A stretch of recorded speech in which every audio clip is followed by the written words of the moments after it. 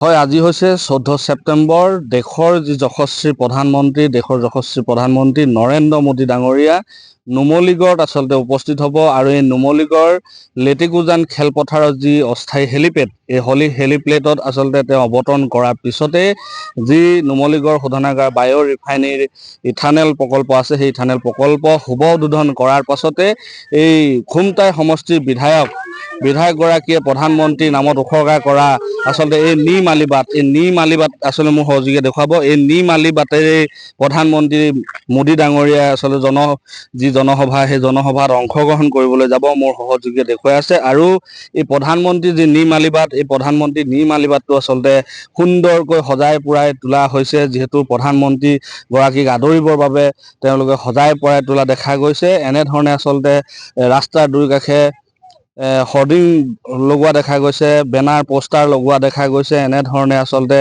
তেওঁলোকে banner poster লগাই প্ৰধানমন্ত্ৰীগৰাকীক আদৰিবলৈ প্ৰস্তুতি চলাই থকা দেখা গৈছে।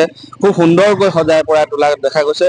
প্ৰায় বিয়লি 2 বজালৈ আচলতে দেশৰ যি যশস্বী প্ৰধানমন্ত্ৰীগৰাকী এই নুমলীগড়ত উপস্থিত হ'ব। সেই নুমলীগড়ত উপস্থিত হোৱাৰ পিছতেই তেওঁৰ যি বায়' ৰিফাইনেৰী ইথানেল প্ৰকল্প আছে, সেই ইথানেল প্ৰকল্প শুভ উদ্বোধন কৰিব আৰু শুভ উদ্বোধন কৰাৰ পিছতে এই নিম আলিবাট যি আছে, এই নিম আলিবাটেৰে আচলতে তেওঁ এই যি জনসভা আছে 39 নং ৰাষ্ট্ৰীয় ঘাইপথত থকা শোধনাগাৰ যি টেংকাৰ ষ্টেণ্ডতে যিখন জনসভা, সেই জনসভাত তেওঁ অংশগ্ৰহণ কৰিব আৰু দেশবাসীক সম্বোধন কৰিব।